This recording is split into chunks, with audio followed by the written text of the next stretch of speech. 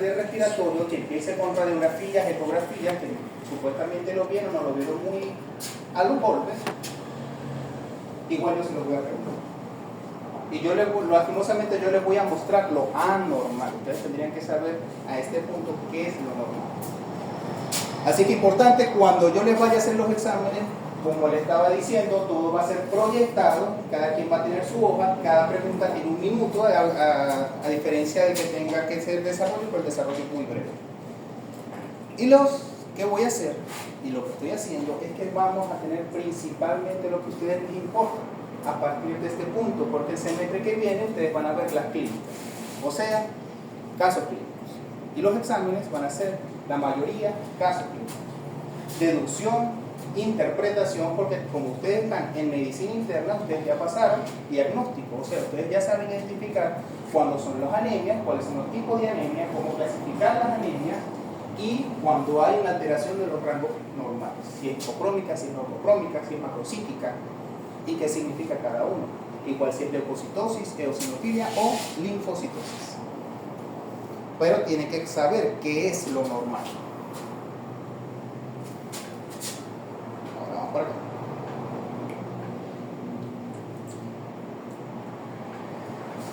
Y comenzamos. Entonces vamos a tocar la primera unidad, que es enfermedad del sistema y órganos hematopoyéticos.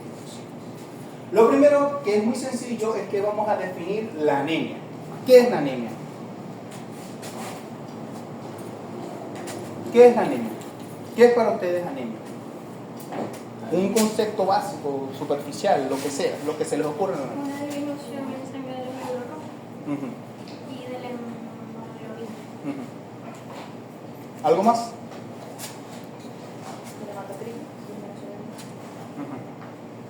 ¿Qué es el hematocrito? El conteo El conteo. del glóbulo. Entonces, ¿cuáles son los eritrocitos totales? Ese es el contagio de eritrocitos totales. El hematocrito es algo diferente. Ajá, ¿qué más es anemia? También, aparte del número, que haya en glóbulos rojos, pero disfuncionales. Y que haya mala distribución del oxígeno en sangre en el cuerpo. Todo eso puede englobar lo que pudiésemos clasificar como anemia. Pero lo primero que tenemos que tomar en cuenta es que es un síndrome. Y ahora viene la otra pregunta, ¿qué es un síndrome? Un conjunto de síntomas. ¿Perdón? Un conjunto de síntomas o signos clínicos. Pero que no está asociado a una enfermedad específica. Puede tener muchos orígenes. Ese es el punto. Sí, pero tuvieron que definirlo de 3 puntos. Es aquellos síntomas y signos que lo dan, no lo da una enfermedad específica, sino diferentes enfermedades. Por eso, un síndrome podemos diagnosticarlo o reportarlo como un síndrome febril. ¿Qué nos da fiebre? Una enfermedad viral, una enfermedad bacteriana, parásito, e incluso alergias reumatoides, inmunomediadas, todo eso puede dar fiebre. Por eso se cataloga como síndrome, que se caracteriza por la disminución del número anormal del número de glóbulos rojos que contiene la sangre y o el nivel de hemoglobina. Entonces ya podemos clasificar de dos formas. Primero, puede ser con una disminución del porcentaje total de glóbulos rojos o el porcentaje de la concentración total de hemoglobina.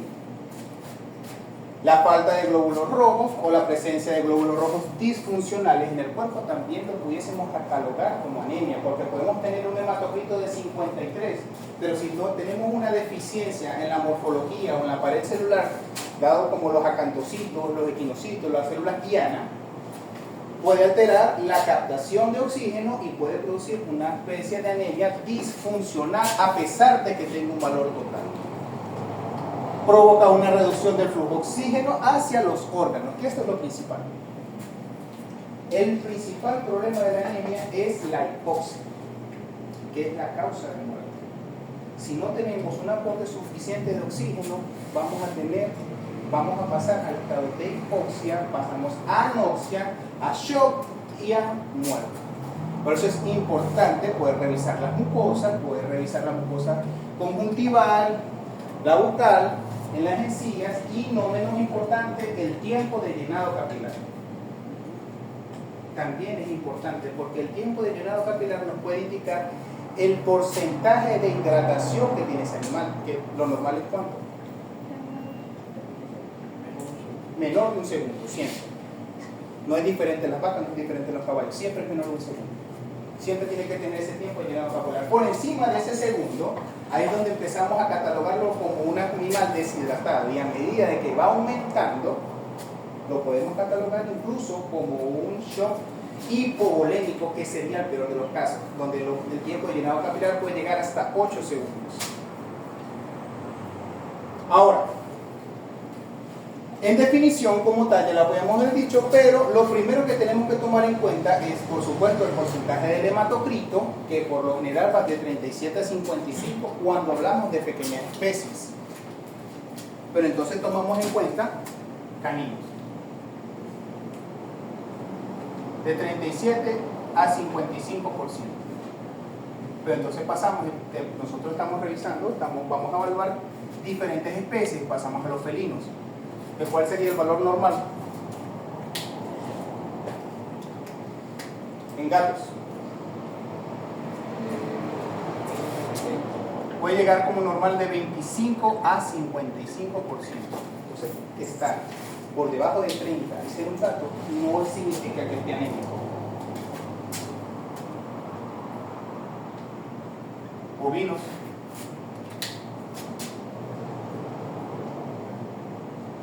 Nada.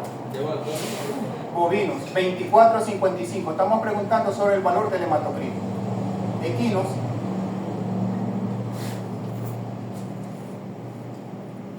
Y ahí viene lo que se nos complica a nosotros como veterinarios. Depende de la raza. Por lo general, las razas de trabajo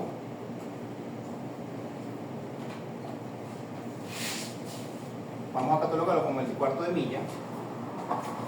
Clasificamos como un valor mínimo de 42 a 55%. Un animal cuarto de milla de trabajo, que sea de carrera, que sea impulsivo, él tiene que tener por lo general una mayor cantidad de glóbulos rojos, pero eso tiene su sentido. Porque si es un animal que tiene una alta exigencia a nivel muscular, de carrera, que tiene que estar siempre corriendo, tiene que aguantar todo el tiempo que vaya a durar la carrera, necesita mayor aporte sanguíneo, mayor aporte de oxígeno, por ende necesita mayor cantidad de glóbulos rojos. Por eso un valor por debajo del 42% por un animal cuarto de milla es menor de esto, es anémico. Pero después tenemos lo normal, vamos a colocar acá un mestizo y lo podemos catalogar de 37 a 55 como normal. Animales que no tienen tanta exigencia. Pura sangre también lo podemos catalogar ahí.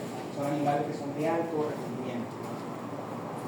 Ahora, eso en relación al porcentaje de glóbulos rojos, pero después pasamos para el volumen corpuscular medio, que lo medimos en femtolitros, la concentración de hemoglobina corpuscular media y la hemoglobina corpuscular media en picogramos y en femtolitros.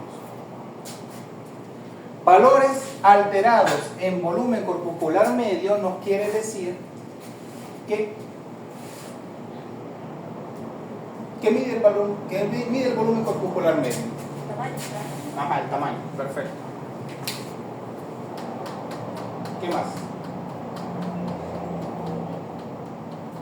Concentración de hemoglobina. Estamos en volumen corpuscular. Tamaño.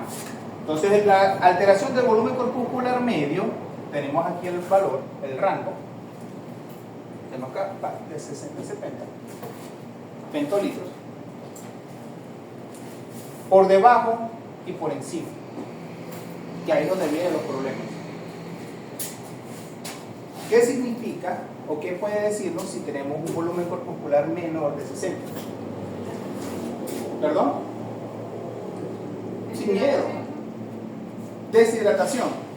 Porque por menos que cada micros, o sea, disminuir de tamaño por deshidratación podría. Muy bien. Deshidratación. ¿Qué más?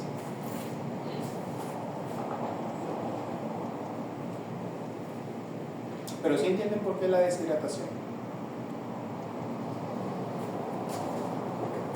¿Y por encima?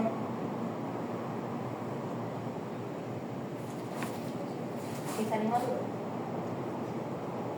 Puede ser. Pero ¿cómo se diría eso? Aquí serían microcitos y aquí macrocitos. Porque aquí es donde empezamos a clasificar las anemias. Una anemia, si o no está presente, normocítica, microcítica o macrocítica. ¿Tiene su interés? ¿Tiene su interés diagnóstico? Sí. Si tenemos o podemos encontrar un volumen corpocular medio por debajo de 60 petrolitos, puede ser que el animal esté deshidratado. ¿Por qué? Porque hay una salida de líquido del espacio intracelular al espacio extracelular, lo que va a hacer que se disminuya su tamaño y va a dar un valor un valor por debajo de 60 petrolitos. Pero eso es una condición. También puede haber microcítico y tener un valor normal del volumen total o de proteínas totales o una hidratación normal. Pero sería microcítica. Macrocítica, bueno, pueden haber células inmaduras, pero también puede haber una alteración en la concentración de vitamina B12, donde hay células de gran tamaño, pero completamente maduras. Y entonces es la que llamamos una anemia macrocítica. Por deficiencia, puede ser en este caso de B12 o de ácido fólico.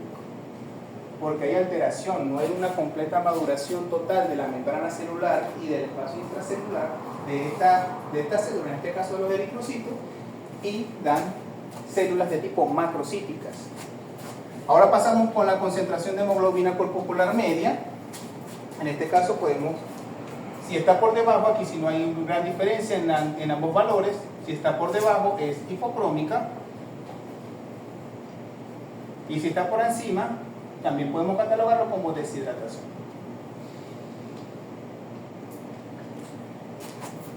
¿Pero por qué como deshidratación? ¿Por qué no hay hipercrómico? Porque en este caso no tocamos esos temas. La hipercromía no es una alteración del glóbulo rojo, no es que va a tener mayor cantidad de hemoglobina en la célula, él tiene una capacidad específica.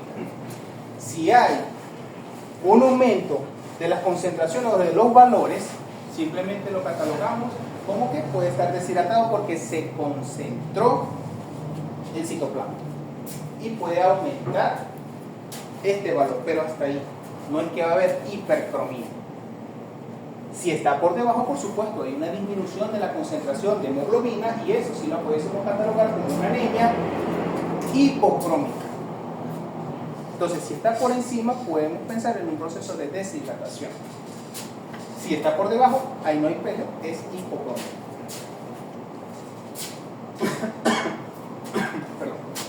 Después tenemos el recuento de plaquetas.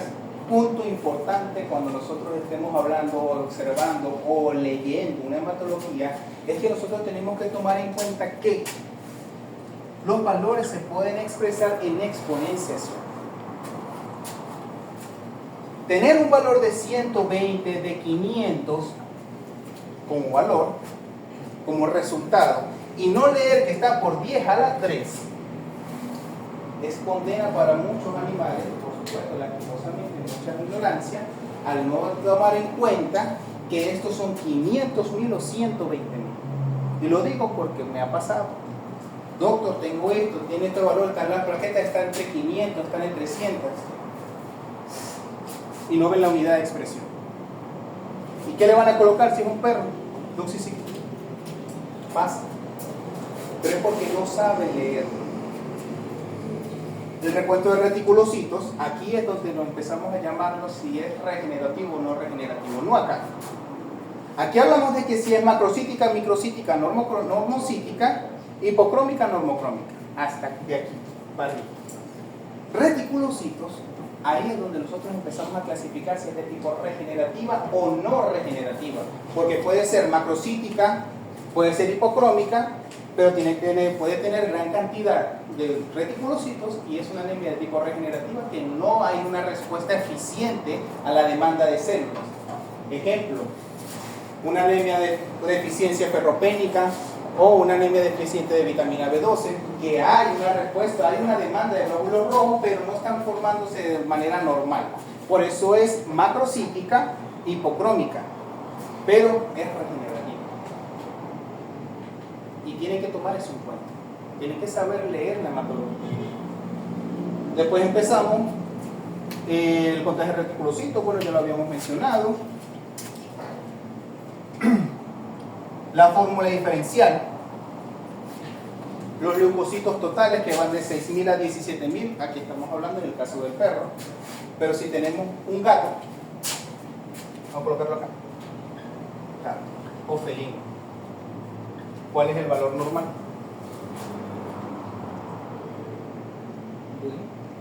El valor normal de leucocitos en el felino, en el gato.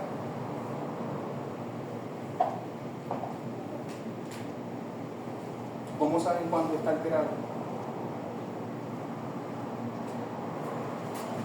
Tenemos de 6.000 igualmente hasta 19.000 como un valor normal, por encima del canino, pero eso tiene un sentido común. Ustedes saben que siempre dicen que el gato no es un animal doméstico. El gato vive con nosotros.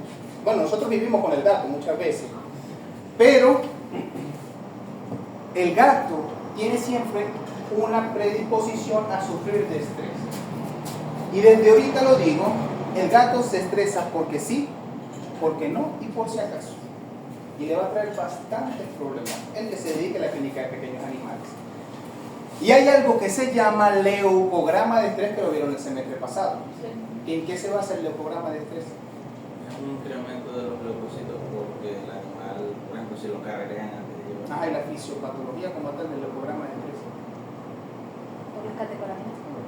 Ajá. ¿Qué estimula la ¿Cuál es la respuesta? catecolamina? Adrenalina. Ajá. ¿Y qué es la adrenalina? No, No, hay tres. Ajá, respuesta al estrés. ¿Pero qué hace ella en el cuerpo? activar el simpático. Bueno, del sistema simpático por la membrana sináptica libera adrenalina. Perfecto, la catecolamina. ¿Pero qué hace? Activa la médula ósea porque provoca más. No. Eso Como de una respuesta de que escape de peligro. Esa es la hormona del estrés. Perfecto, ¿pero qué hace? ella hace que los leucocitos que están en el borde, o sea, como en el base Ahí cuando hablamos de los pool, el pool marginal, el pool circular. Exacto. Perfecto. ¿Pero por qué? ¿Qué hace la adrenalina? ¿Cuál es la principal función de la adrenalina?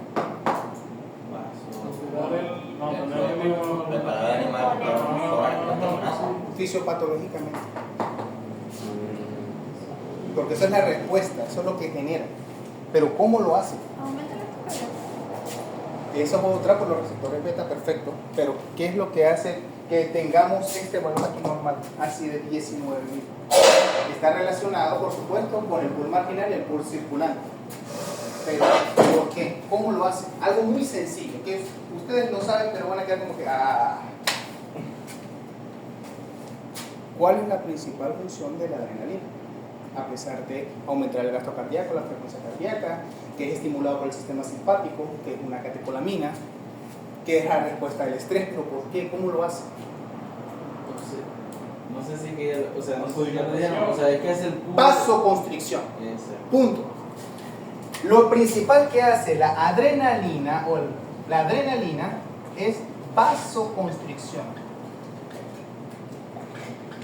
¿Y cómo tenemos eso? Porque tenemos un vaso con un diámetro específico, tenemos el pool circulante y el pool marginal. El pool marginal siempre tiene mayor cantidad de células y cada vez que nosotros introducimos la aguja, tenemos un porcentaje mayor de pool circulante que de pool marginal. Pero resulta que hay un episodio de estrés donde hay una vasoconstricción periférica y siempre vamos a aumentar las células que están en el pool marginal, pasan al pool circulante, lo que va a hacer que aumenten los niveles de glóbulos blancos. Por ende, un gato que siempre sufre un constante estrés, alta liberación de adrenalina, va a generar vasoconstricción y va a tener un valor normal de 19.000. Y es normal. Y eso es lo que llamamos nosotros un leucograma de estrés. ¿Claro hasta acá? ¿Hay alguna duda? Por eso eso es algo básico.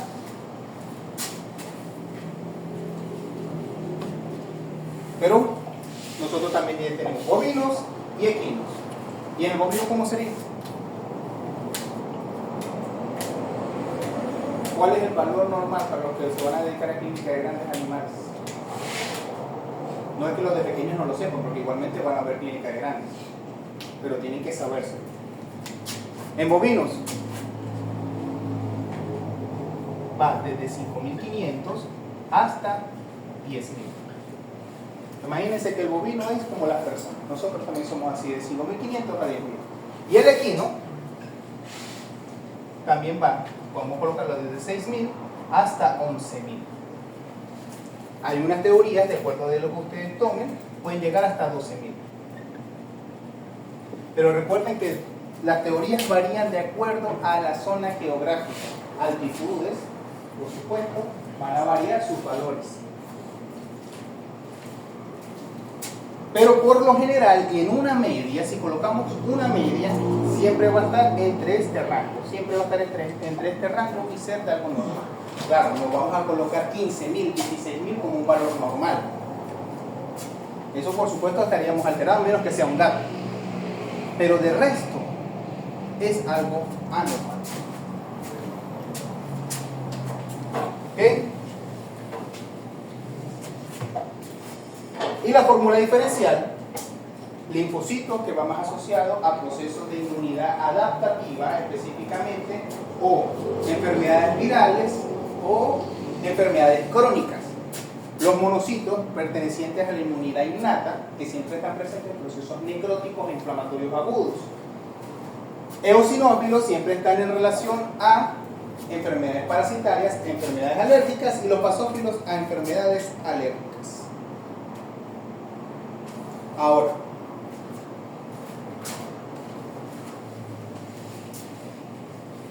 me rayo mucho la pizarra. La clasificamos de acuerdo a su origen. Entonces tenemos una anemia de tipo hemorrágica, y la más común, una gastroenteritis hemorrágica. Una hemorragia puede ser aguda o una hemorragia puede ser crónica. Cuando hablamos de una hemorragia aguda, tenemos heridas, cirugías, traumatismos intensos o alteraciones de la coagulación. ¿Puede haber un proceso hemorrágico con unas plaquetas normales? Sí. ¿Por qué?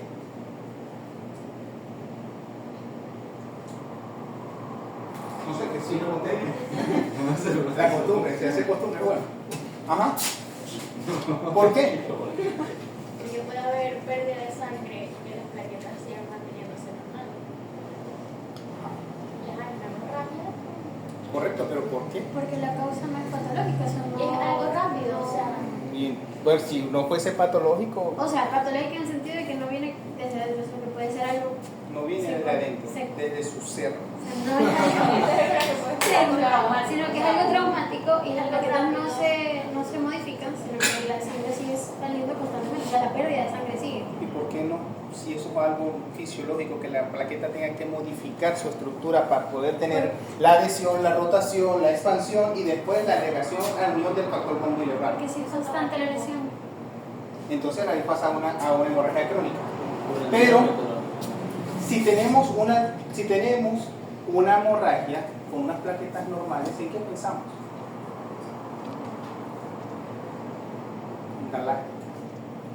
¿En qué pensamos? Si tenemos una hemorragia y tenemos 350.000 plaquetas o 700.000 plaquetas, pero el animal sigue teniendo una pérdida constante que puede catalogarlo como crónica, Neoplasia. no tan alterada, no que no lo produzca, pero no. ¿Qué puede ser? Porque aquí es donde pasa el punto importante de esta materia, pensar.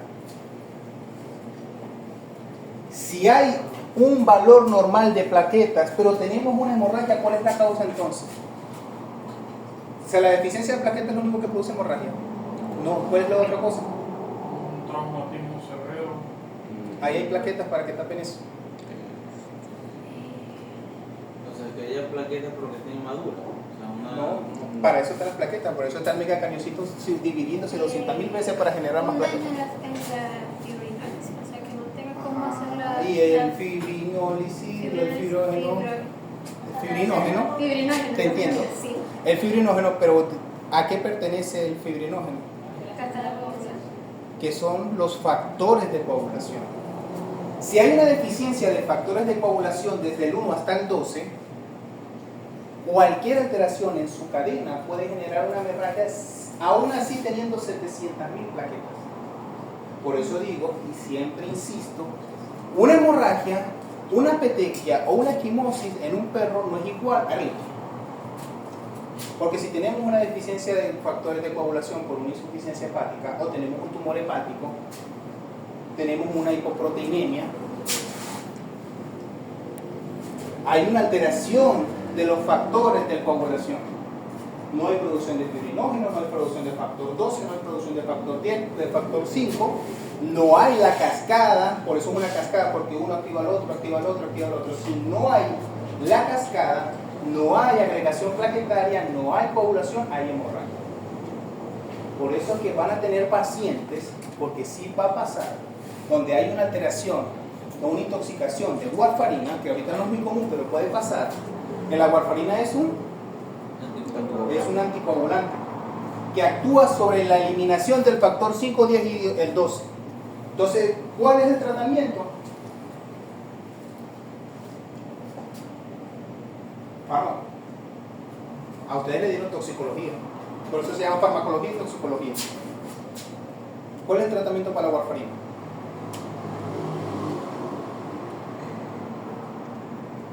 Lo que creen que es milagroso, la vitamina K, porque es un profactor de coagulación. Siempre se dice, no, nosotros colocamos vitamina K y se detuvo la hemorragia, perfecto. No, eso es mentira. Eso se detuvo porque ya tenía que detenerse. Porque la vitamina K tiene que durar un periodo de 3 a 5 horas para que llegue el hígado y pueda formar 5, 10 y 12. Es un profactor de coagulación y por eso es parte del tratamiento de las insuficiencias hepáticas que tengan alteraciones de los tiempos de coagulación. No es que sea una antihemorrágica, es un profactor de coagulación. Y después tenemos las hemorragias crónicas, que pueden ser causadas por úlceras, neoplasias, parásitos gastrointestinales, que es la causa más común, afecciones urinarias y alteraciones de la hemostasia. Ahora, también podemos clasificar anemias de tipo hemorrágica y ahora anemias de tipo hemolíticas. Y la hemolítica, una de las más comunes que vamos a poder observar, y no necesariamente tenemos que estar presentes a un agente infeccioso, es las anemias de tipo oxidativas. ¿Como cuáles? Los queratocitos, los cuerpos de Heinz y la metahemoglobina. No es nada más que el aporte de oxígeno donde no debería estar. A pesar de ser que tenga mayor cantidad de oxígeno, el oxígeno no está asociado a la hemoglobina, porque recuerden que el oxígeno no puede estar libre. Si el oxígeno está libre, es un oxígeno reactivo. Entonces se adhiere a otras moléculas y lo que hace es oxidar la membrana. Por eso, queratocitos es una alteración que podemos observar en los glóbulos rojos, indicando un proceso oxidativo. Igualmente los cuerpos de Heinz, porque los cuerpos de Heinz no es nada más que una mancha en el glóbulo rojo por la acumulación de metahemoglobina. El oxígeno está donde no debería estar, en la hemoglobina intracelular. Por eso se oxida la hemoglobina y forma lo que se llama metahemoglobina. Secundario, por supuesto, al uso de fármacos antieméticos y agentes tóxicos. ¿Quién no puede producir eso? Gran cantidad. Tenemos acetaminofén, agentes quimioterapéuticos, antiarrítmicos, anticoagulantes, antiinflamatorios, el azul de metileno, barbitúricos, las benzocaínas, la cimetidina, el cloranfenicol, que ya ahorita está desplazado, los derivados de la sulfa, como cuál.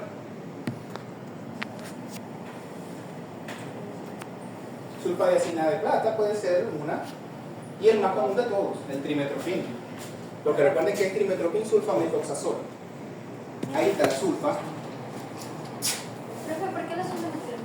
¿Perdón? ¿Por qué el azul de metileno? El azul de metileno es tóxico, puede alterar. Pero es que usa como contraste. ¿Cómo? Contraste. No sé por qué se usa. No, como contraste es el bromuro de yodo, ¿Y por qué se...? el sulfato de bario, pero como contraste el azul de metileno no. O sea, pero ¿para qué se usa? Eso es y en realidad funciona mucho como antiséptico, sobre todo lo utilizan en la producción de bovinos, porque funciona con el casco, como casco duro, y de porcinos cuando se colocan en el ambiente. En la agricultura también se puede usar. Profe, y en la vía En ingesta, pero puede causar más probable ahí la intoxicación. Pero como tal, eso es más de uso externo. Por eso pregunto, ¿cómo causa la anemia? Puede haber una intoxicación, porque recuerden que hay muchas cosas que no se deben ingerir, pero puede ser intoxicación. Ajá. Todos los soles también pueden producir una anemia de tipo oxidativa. Por eso es que altas concentraciones o altas dosis de levamisol, sobre todo el fenbendazol, puede producir una anemia. Las penicilinas y las cefalosporinas también pueden producirlo, pero debería llegar acá, a la vitamina K. La vitamina K puede producir una anemia de tipo oxidativa, porque resulta que su metabolismo es principalmente hepático y su alteración principal es la liberación de un radical libre que altera la membrana estructural del eritrocito y puede formar acantocitos. ¿Es necesario en algunos casos? Sí. ¿Puede producir, siempre produce anemia oxidativa? No, pero sí la puede producir. Eso es como cuando dicen que la probabilidad es del 99%, pero casi. ¿Ok? Entonces, después pasamos a otro tipo de anemias hemolíticas que son las más comunes, los agentes infecciosos, porque yo les dije que los vamos a mencionar, pero no nos vamos a enfocar en ellos. Pero aquí tenemos las bacteremias, las septicemias, la ehrlichiosis, anaplasmosis, la eperitrozoonosis en porcinos, la micoplasmosis, que podemos conseguirlo tanto en todas las especies, pero principalmente el Mycoplasma haemophilus en los felinos. La babesiosis, la teileriosis, la tripanosomiasis y la anemia infecciosa equina como un agente viral. Agentes autoinmunes también pueden producir una anemia de tipo hemolítica. El lupus y la isoeritrólisis neonatal puede alterar y puede producir una anemia de tipo hemolítica. Ahora, la anemia, debido al descenso en la producción de eritrocitos o de hemoglobina, las causas más comunes son de enfermedades de tipo crónica. Pero ¿cómo se produce esto? ¿Cómo sabemos que una enfermedad crónica puede producir anemia? Porque es algo que ustedes tienen que pensar. No necesariamente vamos a conseguirnos una anemia porque hay una hemorragia o una pérdida de sangre. Un proceso inflamatorio crónico puede generar anemia, pero ¿por qué? Que este es el principal fin de esta materia, el porqué de las cosas. Resulta que tenemos un proceso inflamatorio. Inflamación. Cuando hay inflamación, ¿cuáles son las células que predominan? Los neutrófilos y monocitos. Perfecto. ¿Qué van a liberar ellos? Ajá, para la inflamación, histaminas. Hacen inflamación, aumenta el riego sanguíneo localizado, producen vasoconstricción en la zona. ¿Qué más?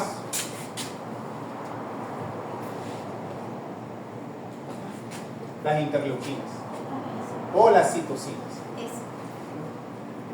para ser más generalizado, las citocinas. ¿Qué pasa con estas citocinas? Estas citocinas son varias, entre las cuales tenemos interleuquina 1, interleuquina 6, interleuquina 8, interferón alfa y factor de necrosis tumoral. El TNF alfa. También podemos conseguirlo, también podemos conseguir el gamma.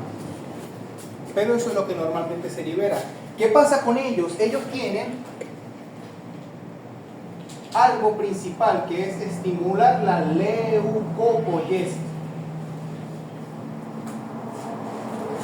Y todo es inversamente proporcional. ¿Qué pasa? Normalmente tenemos una demanda de eritrocitos normal, el 1% siempre se está regenerando, igual que los leucocitos, siempre se están regenerando porque la vida media de un neutrófilo puede llegar máximo como 3 días. Pero él se madura demasiado y muere demasiado rápido. Pero la principal es que la que tenemos de 120 días, que es lo que dura un eritrocito.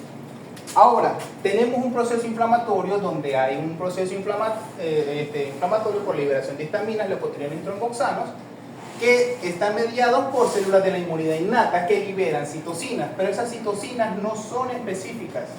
Entonces ellos lo que hacen es paralizar toda la vía de la eritropoyesis. Entonces produce eritropenia,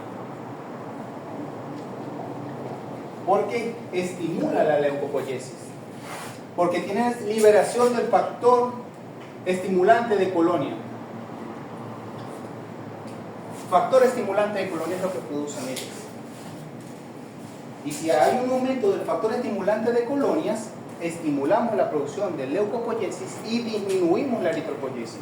Entonces, un proceso inflamatorio crónico puede producir anemia, porque deja de producirse ese 1% de demanda diaria. Todos los días se muere el 1% de nuestros glóbulos rojos y todos los días se regenera el 1% de nuestros glóbulos rojos. Por eso es que cuando nosotros vemos una anemia, cuando nosotros vemos una hematología, para mí algo normal es eritrocitos con ligera anisocitosis, con predominio de normocíticos,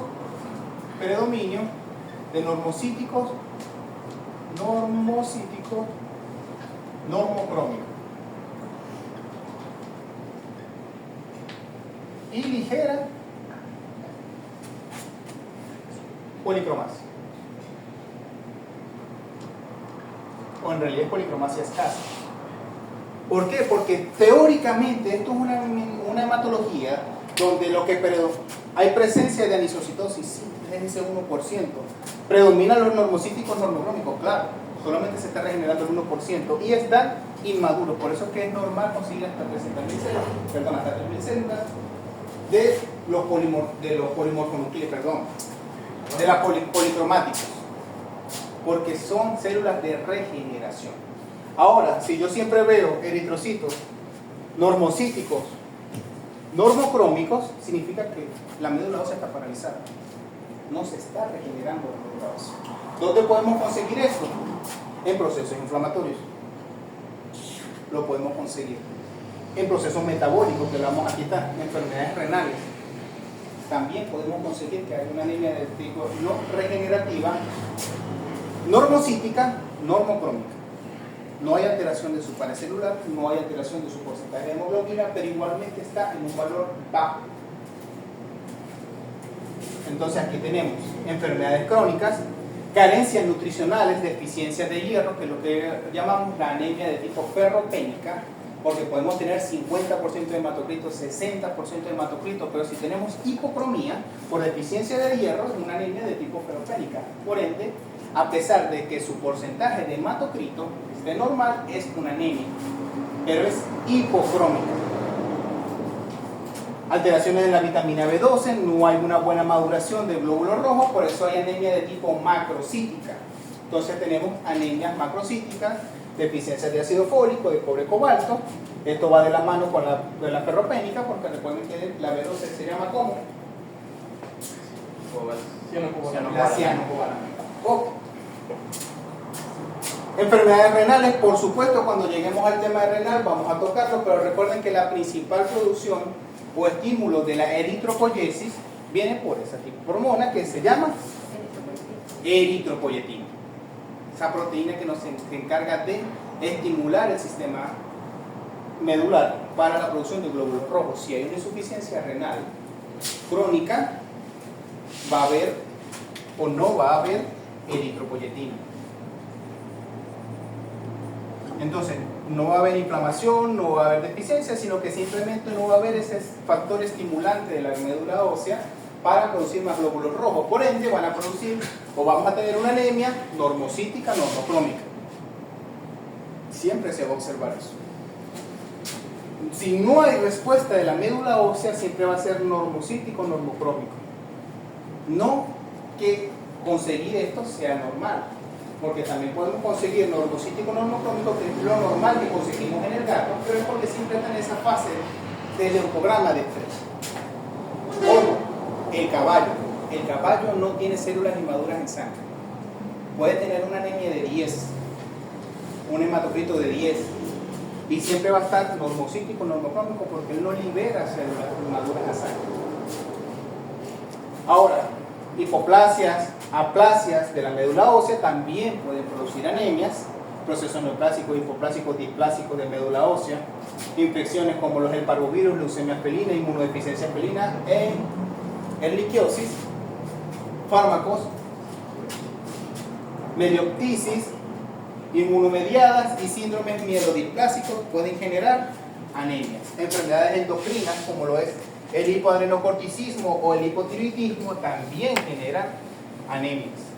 Temas que vamos a tocar más adelante. Por eso lo catalogamos nosotros como síndrome.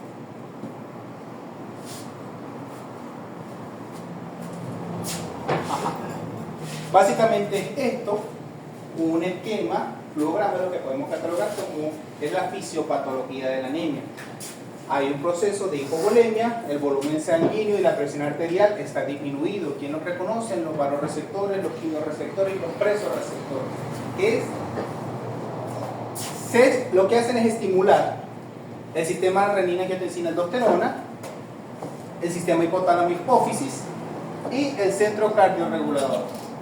Todo para hacer la respuesta a la disminución de la volemia, porque todo va desde aquí.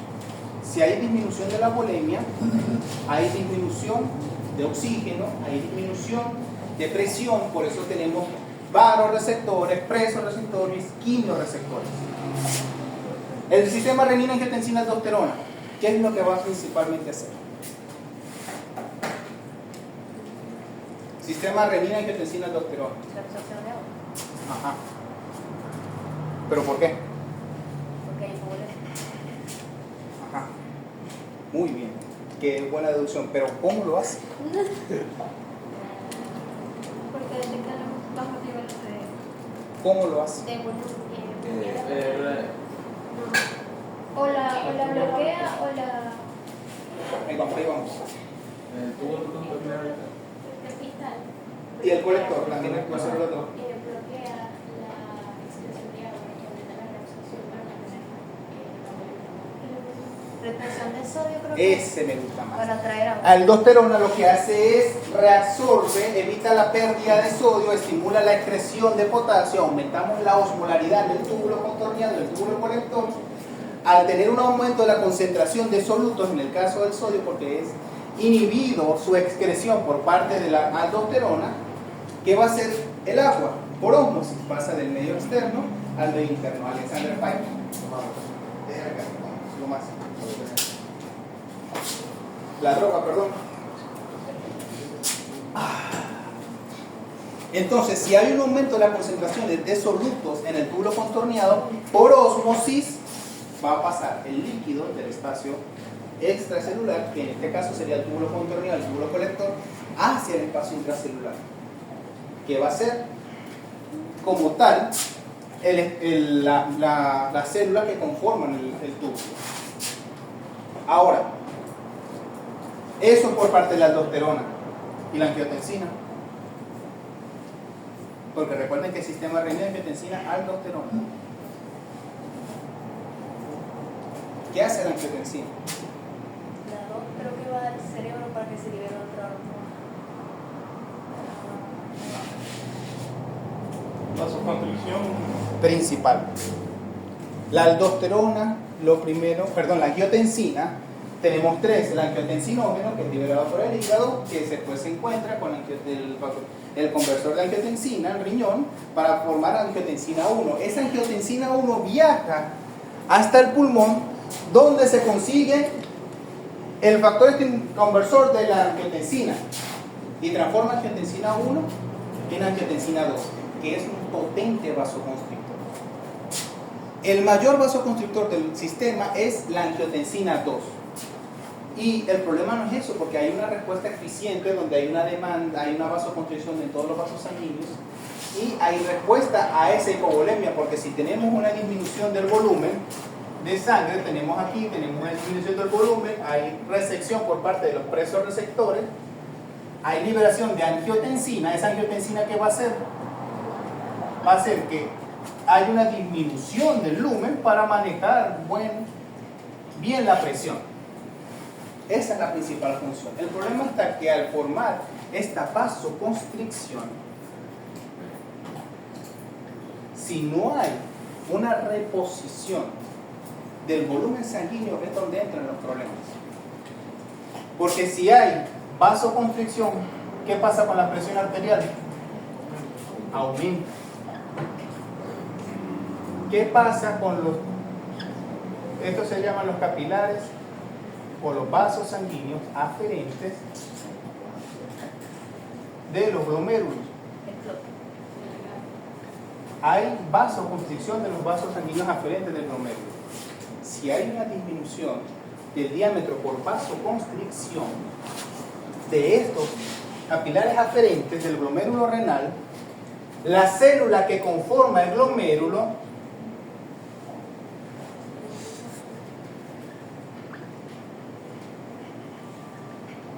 pasa a una fase de anaerobiosis. ¿Cómo? Vamos a llamarlo mejor hipobiosis. Disminuyen los niveles, vamos a llamarlo hipoxia. Hipoxia, disminuyen los niveles de oxígeno. ¿Qué pasa? Pasa al metabolismo aeróbico. Anaeróbico. Estas células pasan al metabolismo anaeróbico. Y resulta que el metabolismo anaeróbico es un mecanismo de defensa del cuerpo a las deficiencias de oxígeno. ¿Qué pasa? Lo malo del metabolismo anaeróbico es que lo que genera son 4 ATP, a diferencia del aeróbico que genera 32.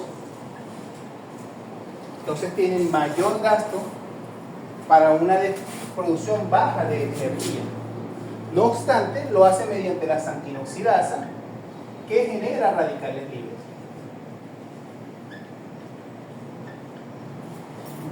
Y esos radicales libres, como su nombre lo dice, son altamente tóxicos. Y empiezan a morir las células, que lo vamos a hablar un poco más adelante. Entonces, después de que hay liberación de todo esto, alteran la corteza suprarrenal para liberación de aldosterona, alteran los vasos sanguíneos a nivel de los glomérulos, primero para que haya una disminución de pasos de sangre hacia los glomérulos, por ende no se filtre la sangre. Si no se filtra la sangre hay menor pérdida de agua. La aldosterona, aparte de que disminuye el riego sanguíneo a nivel del glomérulo, va a aumentar la concentración de sodio a nivel del túbulo, por ende va a reabsorber más agua. Por eso una hipovolemia genera hipouria. Hay disminución de la producción de orina. Después tenemos la contracción de los vasos sanguíneos, hay aumento de la frecuencia cardíaca, del gasto cardíaco, todo en compensación a esta hipovolemia hasta que sea reposicionada. Pero todo esto pasa en conjunto para estimular el sistema general, vaso sanguíneo, cardíaco, renal, pero también pasa este metabolismo que van de la mano. Ahora, más básicamente lo que habíamos dicho, si nosotros tenemos un animal o un individuo con hipovolemia, que es lo que principalmente pasa, siempre tenemos osmoreceptores, quimioreceptores y presorreceptores que detectan esa deficiencia de volumen, de oxígeno y de presión. ¿Qué va a hacer ellos? Aumentar el gasto cardíaco, aumentar la presión arterial, aumentar la frecuencia cardíaca, aumentar la frecuencia respiratoria, taquipnea, taquicardia, desviación del sistema esplénico a la sangre periférica. Recuerden que el sistema esplénico o el vaso es un órgano que se encarga principalmente de la eliminación de los glóbulos rojos, que ya están viejos. A los 120 días pasan por el vaso, se destruyen y forman su grupo M y su grupo ferroso. Pero también sirve como almacenamiento. Entonces, cuando ustedes están corriendo, teniendo una demanda de oxígeno, y de repente les empieza a doler el abdomen, es porque como hay una demanda de oxígeno por la disminución o presencia de los quimioreceptores, el vaso lo que hace es contraerse y liberar toda la sangre, todos los glóbulos rojos que tiene almacenado. Esto cuando uno corre mucho. Eso. Algo. ¿Ah? Dentro de un aire. Ese es el que llama el popular dentro de un aire. Bueno, eso es el vasoconstrictivos, liberando sangre. Disminución del filtrado glomerular, perfecto. Vasoconstricción periférica y estimulación de la eritropoyesis cuando hay demanda de oxígeno. Ahora, lo más común en un cuadro clínico que vamos a conseguir, mucosas pálidas, intolerancia al ejercicio, esto es básico, porque recuerden que si hay, puede o no haber hipovolemia, pero si hay una disminución en el aporte de oxígeno en los tejidos, no hay un buen metabolismo, no hay una buena producción de energía, por ende va a haber una intolerancia al ejercicio. Taquicardia, taquipnea y la popular posición del disneico, que como es Todo hacia afuera, todo hacia afuera. tráquea recta, codo hacia afuera, amplitud del tórax, simplemente para tomar la mayor cantidad de oxígeno y que no sea tan dificultosa en el momento de pasar. Podemos conseguir un soplo sistólico, puede pasar. Un pobre llenado yugular también puede pasar. Y de acuerdo al tipo de anemia podemos conseguir en una hemorragia o en una hemólisis. Concentración de proteína sérica en una hemorragia por lo general es baja porque es pérdida, pero en una hemólisis es normalmente elevada. Pues podemos conseguirlo en un valor normal, pero también lo podemos conseguir elevado. Pero ahí es donde vienen las preguntas del por qué. ¿Por qué podemos conseguir proteínas elevadas, proteínas séricas o proteínas plasmáticas elevadas en una anemia hemolítica? Un ejercicio que lo vamos a repetir en digestivo, pero lo tenemos acá. Hígado. El hígado produce dos proteínas principales, produce una proteína generalizada que se llama albúmina. La albúmina, parte importante para el control hídrico de los vasos sanguíneos. Esa albúmina siempre tiene que tener los valores de 4, 4.2 como normal. Pero normalmente sabemos que las proteínas van de 6.5 a 7.8 como normal. El otro que constituye el otro porcentaje de proteínas totales es mediante las globulinas.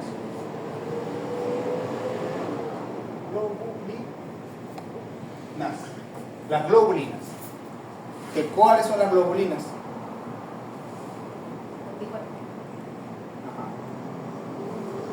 ¿Cuáles? M, A, G, G. Aquí pasamos con chepina. Gamma. Gamma globulina, alfa globulina, mu globulina, delta globulina y epsilon globulina, que es hemoglobina G, A, M, D y E. Esas son las que conforman las globulinas. Principalmente la G y la M. Esos son los que constituyen la proteína por parte de las globulinas en sangre. Entonces, si sabemos que estas globulinas son anticuerpos, son proteínas que van a estar presentes en procesos inmunomediados. Por eso se llaman inmunoglobulinas también. Y si tenemos un proceso hemolítico, siempre viene de la mano del marcaje de esa célula. ¿Y quién marca la célula? Inmunoglobulina M, por lo general, cuando es una enfermedad de tipo aguda. Pero si tenemos una enfermedad crónica, siempre vamos a tener elevado la inmunoglobulina G, la gamma globulina. Y en muchos casos vamos a hablar, y lo voy a mencionar, que hay algo que se llama hipergamma globulinemia.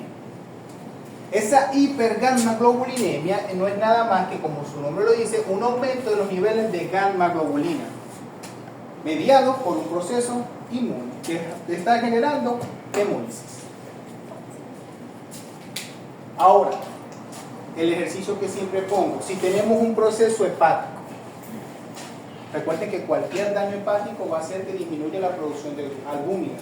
Si hay una disminución en la producción de albúminas, por lo general las proteínas totales van a bajar su número. Pero resulta que tenemos un animal histérico casi radioactivo, y cuando le revisamos las proteínas totales, están en 10% o en 12%, gramos por decilitro. Gramos por decilitro. Ese es el valor que se da en las proteínas, y gramos por decilitro. Pero el animal está histérico, confirmando, por supuesto, una ictericia que no confirma un daño hepático. Pero resulta que cuando inicia el tinte ictérico, siempre son 72 horas después del daño hepático. Porque a las 72 horas del daño hepático empiezan a disminuir los valores proteicos o las proteínas de reserva. Cuando se disminuyen las proteínas de reserva, no hay proteínas que se adhieran a la bilirrubina, por ende, se va hacia los tejidos. Y al partir del tercer día es que se empieza el tinte ictérico. Por eso, ¿qué quiero decir? Si ustedes ven un animal que tiene el plasma ligeramente ictérico, ya ese daño hepático fue hace 72 horas. No que hoy amaneció amarillo. Bueno, hoy amaneció amarillo, pero ese problema tiene tiempo. Claro, ahí. Ahora, pero resulta que si hay una disminución de proteínas porque no hay por producción por parte del hígado, debería estar normalmente bajo. Pero por el contrario tenemos 10 o 12% de proteínas, están elevadas. ¿Qué puede ser eso? Yo te digo que no es infeccioso, no hay, es un perro y salió todos los test negativos y la observación no se dio. Pero tenemos hemólisis. ¿Qué pueden ser esas proteínas altas?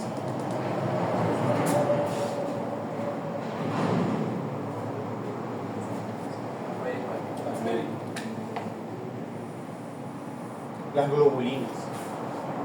Pero el problema está de dónde vienen esas globulinas. Primero, ¿quién las produce? Los linfocitos. Los linfocitos principalmente. Los linfocitos son los encargados de producción de anticuerpos. Por ende, siempre vamos a tener una hipergamma-globulinemia en un proceso inmunomediado o infeccioso, que va a hacer que haya un daño hepático, pero que las proteínas estén elevadas. ¿Sí me entienden? ¿Lo repito? Sí. Ok. Mejor. Yo creo que la mejor pregunta es: repito lo que acabo de decir en vez de que se me entienda.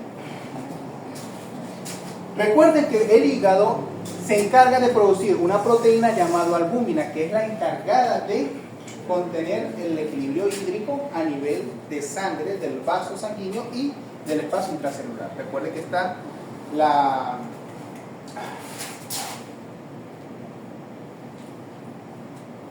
Bueno, se me olvida el nombre.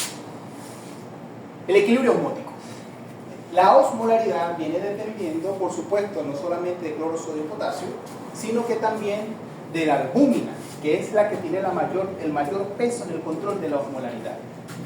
Por eso tomamos en cuenta un cachorro, un becerro o un potro que está recién nacido, que está en la sabana, no tiene ningún tipo de control, y de ahí ciertos microorganismos, específicamente parásitos, que son transplacentarios. ¿Como cuál? Si hablamos de un perro, el Toxocaracanis. El Toxocaracanis es transplacentario. Recuerden que el Toxocaracanis tiene una larva llamada larva migrans visceral, que ya es capaz de atravesar hacia el feto e infectar el intestino. Entonces, en este caso, el cachorro nace con ese parásito ya infectado. Pero resulta que empieza a reproducirse, empieza a crecer y hace una pérdida total de proteínas. Entonces, por eso es que los animalitos, los cachorros, específicamente, siempre nacen con hipoproteína. 4.5, 3, siempre es normal conseguirlo. El punto está en que como tenemos las proteínas muy bajas, normalmente, ¿cómo es la clínica de ese paciente? ¿Cómo conseguimos cómo identificamos que un animal, un cachorro, tiene parásitos? ¿Ah? Clínicamente, nosotros lo observamos. El perro panzón. El aumento de volumen en la cavidad abdominal. ¿Pero es por qué? Porque como no tiene suficientes proteínas, no hay un equilibrio osmótico. Por ende, el líquido que está en el espacio vascular se va hacia los tejidos. Entonces empieza a perder líquido y específicamente se acumula en cavidad abdominal, pero es porque hay una disminución de las proteínas. Eso pasa. Ahora, recuerden que las proteínas siempre están por albúminas y globulinas. Claro hasta acá. Pero yo les coloco un caso clínico donde hay un animal que tiene un daño hepático. ¿Y cómo lo confirmamos? Porque tiene ictericia. Claro, podemos clasificar las ictericias. ¿Cómo se clasifican las ictericias? Prehepática y poshepática, ya sea por daño directamente del parénquima, obstrucción o hiperhemólisis. Ahora, tenemos ictericia. El punto está en que las tres siempre dice hay un daño hepático.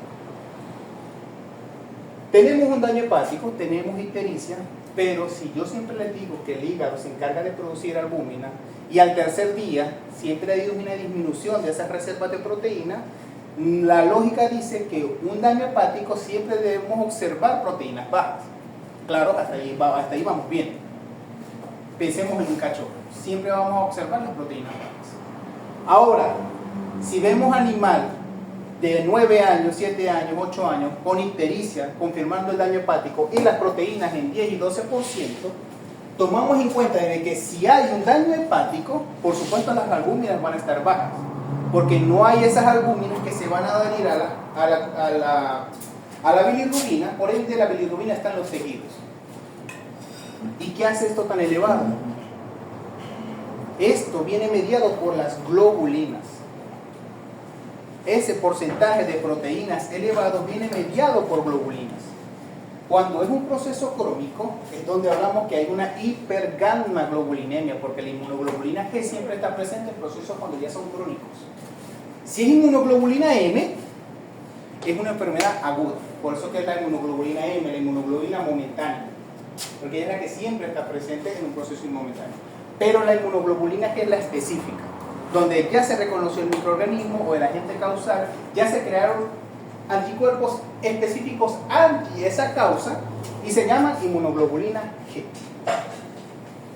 Si es A en mucosa, si es D es igualmente tejido mucosa y la E es la que no está, perdón, la D es la que no está en específica. Y la inmunoglobulina E es principalmente procesos alérgicos. A en mucosas, D no específica, E en procesos alérgicos, M en infecciones agudas y la G en infecciones crónicas. Por eso es que a pesar de que hay daño hepático y hay disminución de las albúminas, siempre van a estar elevadas las proteínas por el aumento de las globulinas. Y así ustedes tienen que deducir cuando estén observando una hematología. Porque una hematología describe ictericia del plasma, sí.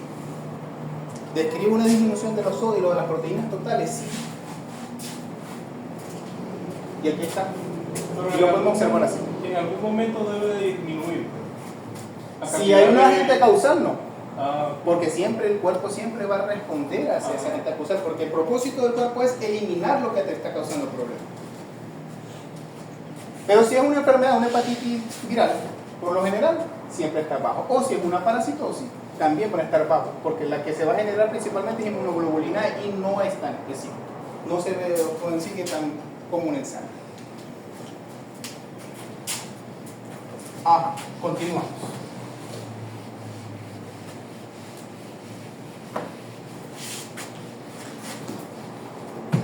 Ahora, evidencias de sangrado, por supuesto. En hemorragias es común, en hemólisis es poco común. La ictericia, si es una hemorragia por pérdida de sangre, por supuesto, no lo vamos a observar en una hemorragia, pero en hemólisis sí podemos observar ictericia, porque la ictericia prehepática es hemolítica. Hemoglobinemia también lo podemos observar en hemólisis, no es común en hemorragia. Esferocitos, ¿saben qué son los esferocitos?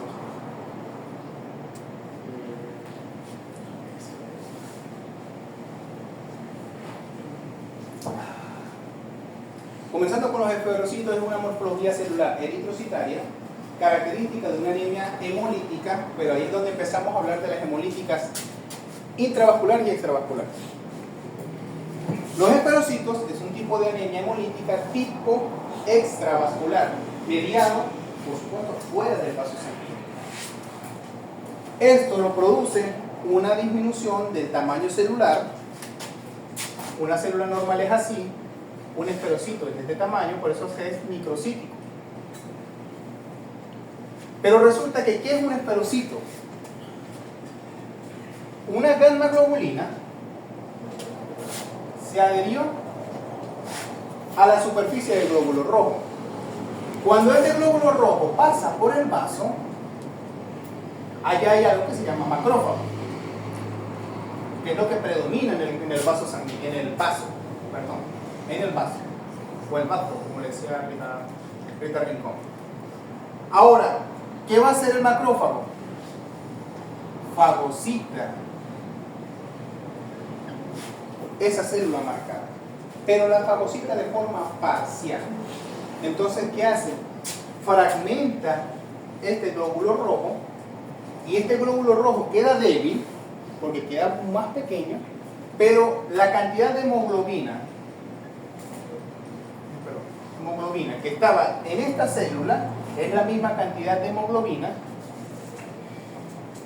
que va a tener esta célula. Entonces lo vamos a conseguir microcítico, y aquí lo podemos llamar hipercrómico, porque tiene alto contenido de glóbulos de hemoglobina, pero un tamaño menor. Eso se llama esferocito y es una causa de anemia hemolítica, específicamente extravascular, porque ocurre en el vaso, no en el vaso sanguíneo. Si está por fuera del vaso sanguíneo, es extravascular. Aglutinación, por supuesto, en una hemorragia no vamos a ver aglutinación. En la hemólisis, en ocasiones, el test de Coombs no va a ser negativo en hemorragia, pero en hemólisis va a ser positivo. ¿Saben cuál es el test de Coombs? Bueno, el test de Coombs simplemente es una prueba que se encarga de detectar si hay presencia de inmunoglobulinas. Él estimula las inmunoglobulinas. Si hay un proceso hemolítico autoinmune, o sea, hay producción de anticuerpos anti las propias células, el test de Coombs va a hacer que se active. Al activar estos procesos hemolíticos va a hacer que se aglutinen todas las células y va a dar el test de Coombs positivo, específicamente para anemias de tipo hemolíticas. Esplenomegalia, en hemorragia por supuesto no, en hemólisis es común. Recuerden que el vaso se encarga principalmente de la eliminación de los glóbulos rojos.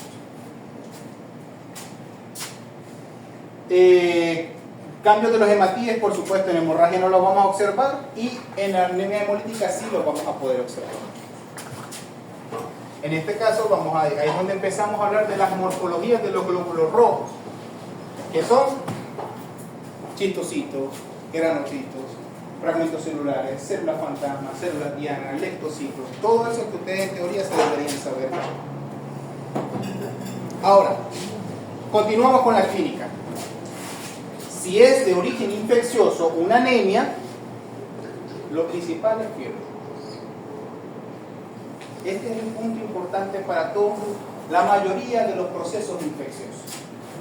¿Por qué? Si hay fiebre, hay pirógenos. Y el pirógeno específicamente externos. ¿Y cuáles son estos pirógenos externos? el peptidoglucano,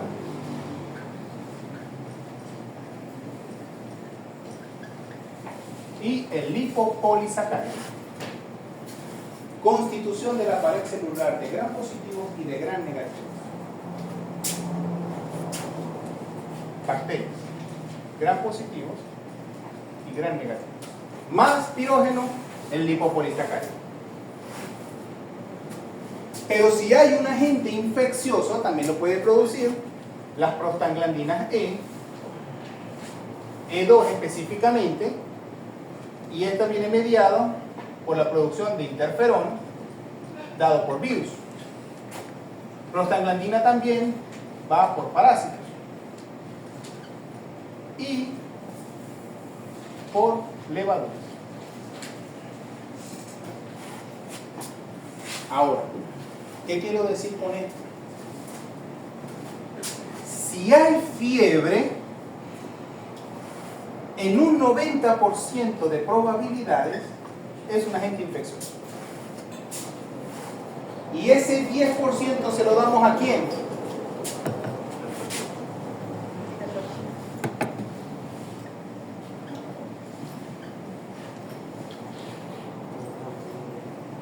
Enfermedades autoinmunes, más, yo lo voy a bajar un 5%.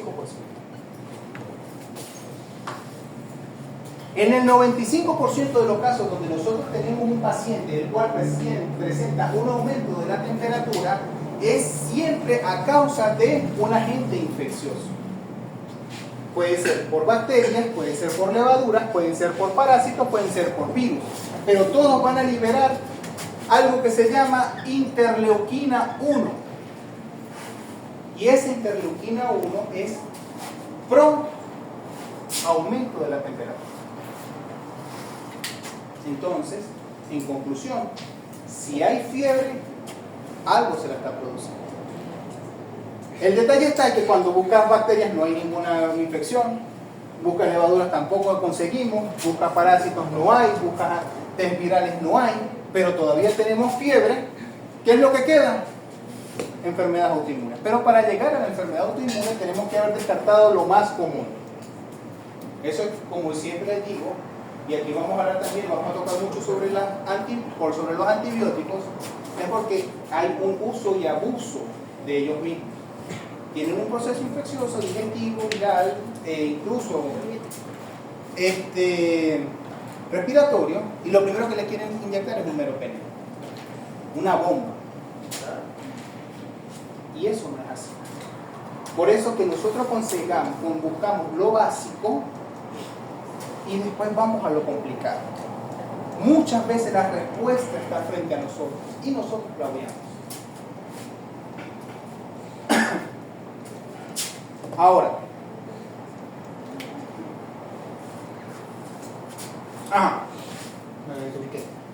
fiebre. Después tenemos ictericia cuando nosotros tenemos un proceso hemolítico. Si hay un aumento de la destrucción de glóbulos rojos va a producir ictericia, hemoglobinuria, sangre, globina, que está en las proteínas de la sangre y que presenta, ¿en dónde? En la orina. ¿Cómo vamos a observar esto? Orina roja o ámbar. Hemoglobinuria la vamos a observar así. Una orina roja, rojiza o una orina ambarina.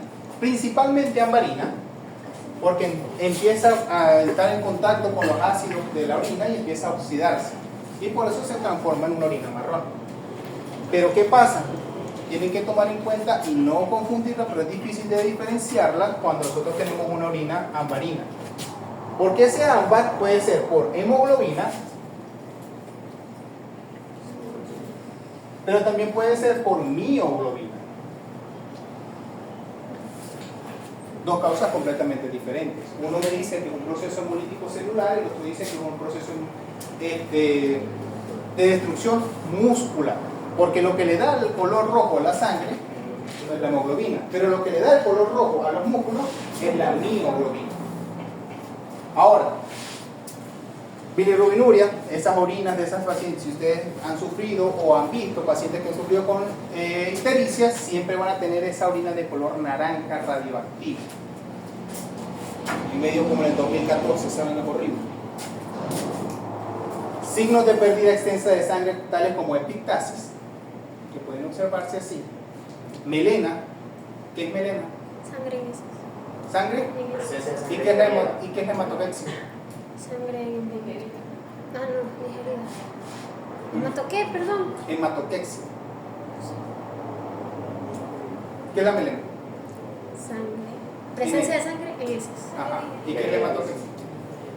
El punto importante. Sangre digerida en heces es melena. Sangre entera en heces es hematoquexia. Puntos diferentes. ¿Por qué? Porque lo vamos a tocar más adelante cuando lleguemos al digestivo, pero tienen que saberlo desde aquí. Melena, sangre digerida. ¿Qué pasa? Para que se digiera la sangre tiene que estar en contacto con enzimas, con ácidos, con proteínas, y eso lo vamos a conseguir en estómago e intestino delgado. Desde yeyuno o duodeno hasta ilio. De colon, ascendente, descendente, transverso, no tiene ninguna función digestiva. ¿Cuál es la única función del colon? La principal función del colon. Absorber agua. Punto. Absorbe agua. Por ende, si nosotros observamos melena, la pérdida de sangre es de intestino delgado para arriba. Yeyuno, ilio, duodeno, estómago. Porque está en contacto con pectina, con proteasa, con lipasa, entonces cosas que la van a destruir. Pero si pasa el colon, va a estar la sangre entera. El caso más común en los bovinos y en los caninos es un parásito que puede generar hematoquexia. ¿Cuál es? No, giardia intestino delgado, y produce una diarrea de tipo osmótica, específicamente estiatorrea. De giardia lambda. La coccidia también produce melena porque se ubica en intestino delgado y es muy parecido al olor del parvovirus, es terrible, insoportable. ¿Qué otro parásito? Que se ubica en intestino grueso. Si hablamos de caballos, ¿cuál sería? Intestino grueso. Ahí es donde entran los problemas. En intestino grueso, el tronco y dolor de intestino grueso.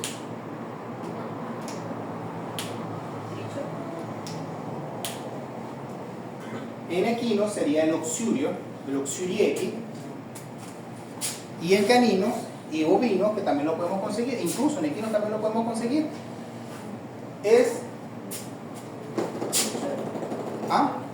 el trichuribulbus. Muy bien. Trichuribulbus. Ahora, eso es una manera de observar cuando nosotros estamos haciendo clínica cuál es el origen de la hemorragia.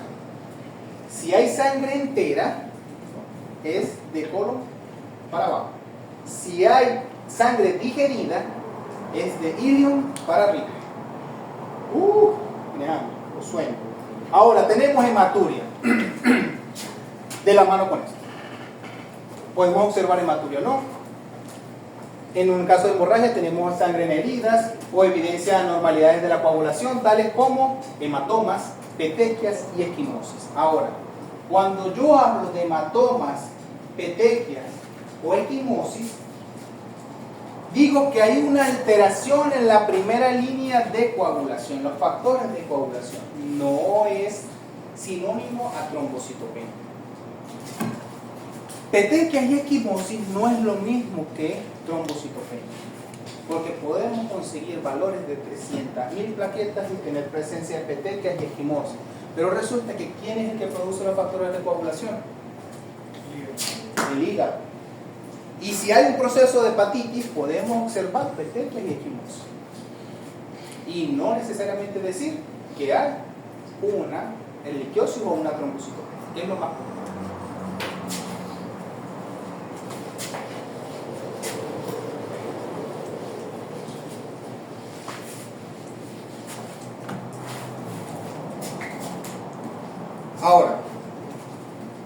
La anemia.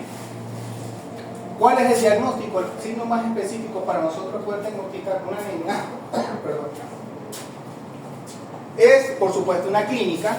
En la clínica nosotros hacemos la anamnesis, hacemos la evaluación, el abordaje clínico, medimos mucosa conjuntival, mucosa oral, mucosa vulvar, simplemente para ver la tonicidad de esas mucosas. Tiene que ser una mucosa rosada, viva, pero si nosotros conseguimos una mucosa pálida, seca, nosotros podemos deducir que hay una anemia, y no obstante puede haber una hipovolemia. Ahora, una hematología es la forma más básica, sencilla de conseguir o poder diagnosticar una anemia. La evaluación microscópica de la sangre, medir el plasma, si el plasma está rosado puede ser un proceso hemolítico. Sangre marrón, cuando tenemos también procesos hemolíticos, tenemos hemoglobinemia y aglutinación espontánea, que hay veces que nosotros podemos agarrar un tubo de sangre, nosotros tomamos una muestra y lo que hacemos, así está la cosa seria, y le hacemos esto. A veces nosotros podemos ver el borde del tubo y se hacen puntos, aglutinaciones, y nosotros podemos decir que el animal puede estar aglutinando simplemente con ver el tubo. Pero eso son cosas que ustedes tienen que asociar, que si hay aglutinación, vemos grumos en el borde del tubo. El primer paso, sin esperarle que me den los resultados, es colocar esteroides. Pero esas son cosas que vamos a tener que deducir a medida que vamos viendo la materia. Ahora, el plasma rosado, normalmente el plasma es hialino, no tiene que tener ningún tipo de color, nada, a menos que sea un caballo que es normalmente ictérico o una vaca que es ligeramente hemolítico o rosado. Pero si estamos en un perro o un gato, siempre es hialino. Si es un caballo, siempre es ictérico. Y si es una vaca, ligeramente rosado. Pero si vemos un perro o un gato que tiene un plasma rosado o rojizo, este animal está en un proceso de hemólisis. También lo podemos ver marrón. La determinación del hematocrito, que es lo que estamos observando acá, simplemente medimos el porcentaje de glóbulos rojos totales en relación al plasma. Eso es el hematocrito. La hemoglobina, lo solo medimos por concentración de hemoglobina corpuscular media o hemoglobina corpuscular media para ver el porcentaje de hemoglobina que tiene la célula y el ancho de distribución simplemente para diagnosticar si hay anisocitosis o no. Ahora, ¿cómo clasificamos la anemia? Regenerativa o no regenerativa, eso ya lo evaluamos, ya lo hemos dicho. Y la evaluación celular. Primero, recuerden que cuando hablamos de anisocitosis, anisocitosis es diferencia en el tamaño de las células. Tenemos células grandes, células pequeñas, células de tamaño normal, con un halo central, sin halo central. Simplemente lo que nos dice la anisocitosis es diferencial en el tamaño. Policromasia, células que están ligeramente más azules que otras, pero todo también dependerá de la coloración, porque no es esta misma coloración que esta. Los cuerpos de Haber-Yoli, que son estos cuerpos que estamos observando acá, que no es nada más que remanentes nucleares en el proceso de exocariosis. Recuerden que inicialmente los glóbulos rojos nacen con núcleo. A medida de que ellos van madurando, ellos eliminan el núcleo, por algo que se llama exocariosis. Pero resulta que hay una demanda de glóbulos rojos tal que este proceso es muy rápido, incluso dejan un fragmento del núcleo. Y eso se llaman cuerpos de Haber-Yoli, signos de regeneración. Y aquí tenemos el glóbulo rojo nucleado que lo podemos observar. Entonces, anisocitosis, policromasia y cuerpos de Haber-Yoli con glóbulos rojos nucleados, todo esto son signos de regeneración, de que hay respuesta de la médula ósea. Ahora, policromasia es diferencial en la coloración del glóbulo rojo, que no es lo mismo que hipocromía. En la hipocromía también se refiere a la coloración del glóbulo rojo, pero es en cuanto a la cantidad o a la tonicidad o a la concentración de hemoglobina. Si yo digo que un animal tiene abundante policromasia, significa que hay abundantes reticulocitos que podemos observar en la sangre. Pero si yo digo que un animal tiene hipocromía, no hay policromasia, o sea, no hay esa variedad en el color, pero hay una disminución en la concentración del color. Eso es hipocromía. ¿Sí me entienden esa parte? Hipocromía no es lo mismo que policromasia. Policromasia es color diferente, hipocromía es disminución en el color, pero ambos dos hacen referencia al color de la célula. Y son patologías completamente diferentes. La policromasia es regenerativo, la hipocromía es ferropénica o disminución de hierro.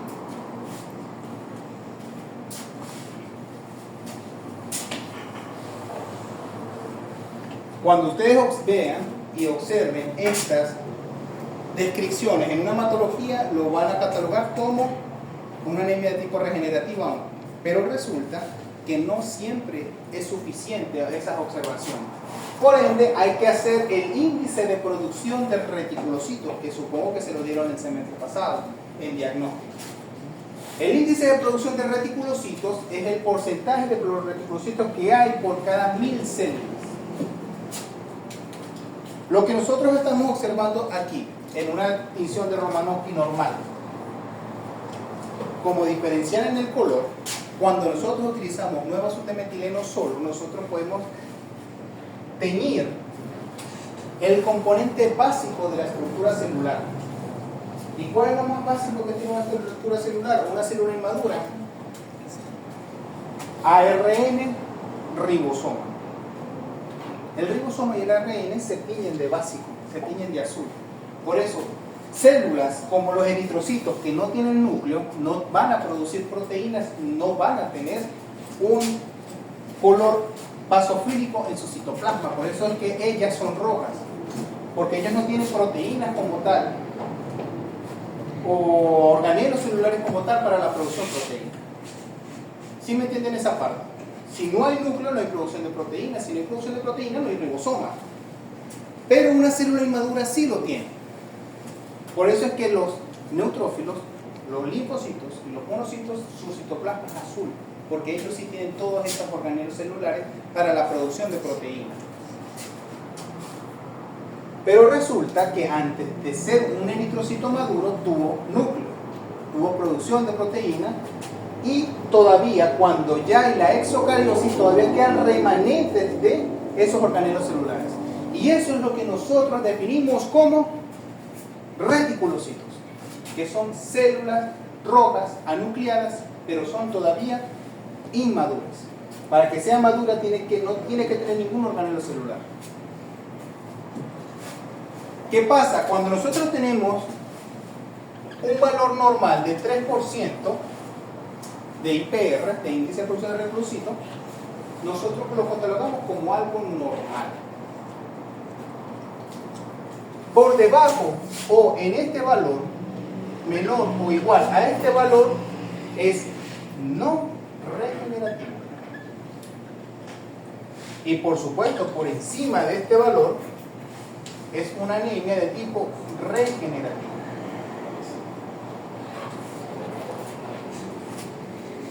Así que, si nosotros tenemos observaciones de policromasia, de glóbulos rojos nucleados, de cuerpos de Haber-Yole, pero le hacemos un IPR y está por debajo o en 3, es una anemia de tipo no regenerativo. Pero si está por encima de 3, por supuesto es regenerativa. El IPR es específico para caracterizar la anemia como regenerativa o no regenerativa. La evaluación de la médula ósea para diferenciar las anemias regenerativas o no regenerativas. Para el diagnóstico definitivo de los desórdenes mieloproliferativos también se puede hacer.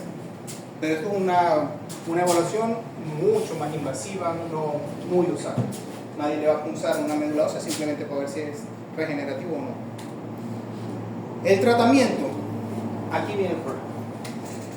Muchas veces vamos a decir esto: corregir la causa principal de la pérdida de sangre o corregir la causa principal de la anemia, que puede ser infeccioso, ya sea por bacterias, hongos, virus o parásitos, hemorrágico, hemolítico, deficiencia de minerales, deficiencia de proteínas, todo esto puede producir anemia, inflamaciones crónicas, todo esto produce anemia. Por eso, como lo catalogamos al principio como síndrome, lo primero que tenemos que hacer es corregir la causa principal de la producción de esa anemia.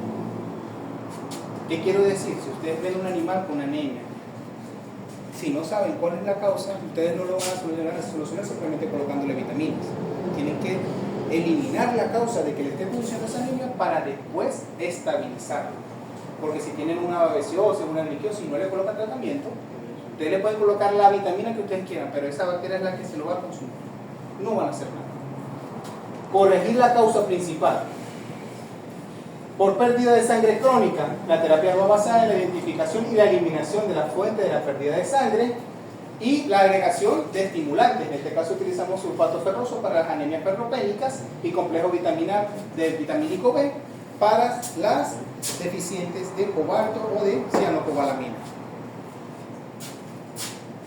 Por el estrés oxidativo, el objetivo es eliminar la posibilidad del mayor daño de los eritrocitos, incrementar la oxigenación de los tejidos, mantener la perfusión renal. La perfusión renal va a ser muy importante. Y proveer cuidados de soporte general. Administrar carbón activado a través de sonda nasogástrica cuando el consumo del tóxico es vía oral. Ayudar al mecanismos endógenos protectores de los eritrocitos, como lo es la vitamina C y la dexametasona, que pueden también en estos casos ayudarnos. Inducir la diuresis con la administración de fluidos intravenosos y, no menos importante, de diuréticos, específicamente diuréticos estimulantes del asa, y también diuréticos osmóticos cuando son procesos de intoxicaciones. ¿Qué diurético osmótico conocemos? Un diurético osmótico. El manitol es un diurético osmótico. ¿Y de estimulante del asa? La furosemida. Oh. También tenemos anemias hemolíticas medidas inmunes, eliminar el uso de drogas responsables si es mediante un fármaco, fluido intravenoso para evitar el daño renal. Ve que todo esto, desde que estoy hablando de las anemias, siempre hago el enfoque al daño renal. Siempre estoy haciendo este enfoque, porque cuando hay daño renal es cuando se nos complica el caso en todo. Menos en la vaca tiene múltiples lóbulos renales, así que para que sufra del proceso renal es bastante difícil. Pero un daño renal en un equino, en un canino o felino, es muy común. Y aquí es donde se nos va a complicar siempre toda la clínica. Usted siempre tiene que velar por la protección de la injuria renal. Porque cuando lleguemos a insuficiencia renal vamos a repetir todo lo que les voy a decir, desde anemia hasta procesos digestivos. Cuando tenemos anemias de tipo inmune, muchas veces nosotros vamos a utilizar, en este caso glucocorticoides, corticosteroides, porque el punto es eliminar la causa del sistema inmune. Y recuerden que el sistema inmune viene mediado por la producción de proteínas, específicamente anticuerpos. ¿Cómo lo eliminamos? Al cubrirlos por una membrana glucopéptida, evitamos la producción y la estimulación de estos glóbulos blancos. Por ende, hay una disminución de la producción de proteínas porque no hay activación de la quimiostasis. Pero cuando tenemos un caso de Cushing, que lo vamos a observar, donde está contraindicado el uso de esteroides, porque podemos complicar el caso. Recuerden que el Cushing es un hiperadrenocorticotropismo. Tenemos que utilizar ciclofosfamidas, inmunodepresores, pero de origen no esteroidal. Tenemos las ciclofosfamidas y tenemos las satioprinas, que son los más comunes para la disminución en la producción proteica. ¿Qué hace la satioprina? Simplemente inhibe el ARN. Cabe destacar que cuando utilizamos azatioprina, él inhibe el ARN. Así. No inhibe el ARN de los linfocitos, no inhibe el ARN del monocito, no. Inhibe el ARN. En forma general. No discrimina. Entonces, cuando nosotros estamos colocando este tipo de tratamientos inmunosupresores, vamos a disminuir la producción de todas las células. La mitosis se va a disminuir en todas las células. Por eso, como también se actúa como quimioterapéutico, puede haber gastritis, puede haber neumonía, puede haber procesos hemorrágicos, porque no hay una restitución de las células nuevas. Observamos pieles resecas, pieles delgadas. Eso es normal. Y en algunos casos, cuando hay una pérdida exacerbada, la transfusión sanguínea.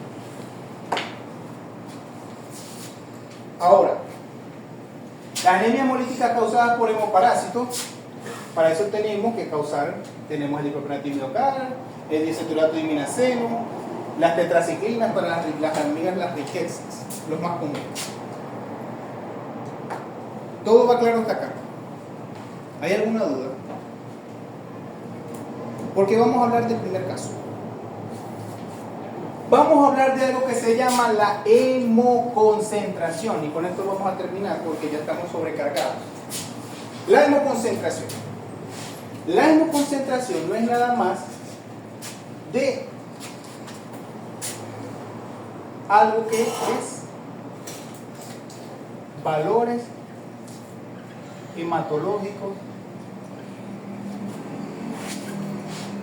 normales en signos clínicos graves.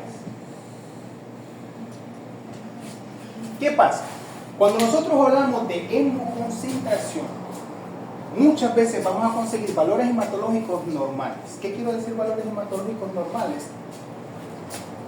Glóbulos blancos, plaquetas, proteínas, hemoglobina y fórmula diferencial. Incluso el hematocrito puede estar normal, pero también lo podemos conseguir mayor a 55 y más específico por encima del 63% del hematocrito. Por encima de un 63% del hematocrito nosotros podemos catalogarlo como una hemoconcentración. ¿Pero qué es eso? Estos son pacientes que están en estado de shock. Que cuando lleguemos al shock vamos a ser más específicos. Pero shock no es nada más que un estado de hipoxia generalizada. Cuando ya el individuo X, cualquier especie, no tiene una demanda de oxígeno que no es compensada por el propio cuerpo, por ende, se desmaya. Eso ya es shock, pero va en relación a la demanda de oxígeno. ¿Cómo vamos a conseguir a este paciente en shock? Decúbito lateral, con taquicardia, con taquipnea, pero cuando le hacemos una hematología, los valores son normales. Pero aquí es donde viene el detalle y la causa de esta materia, el por qué. ¿Y cuál es la causa principal? Una gastroenteritis hemorrágica.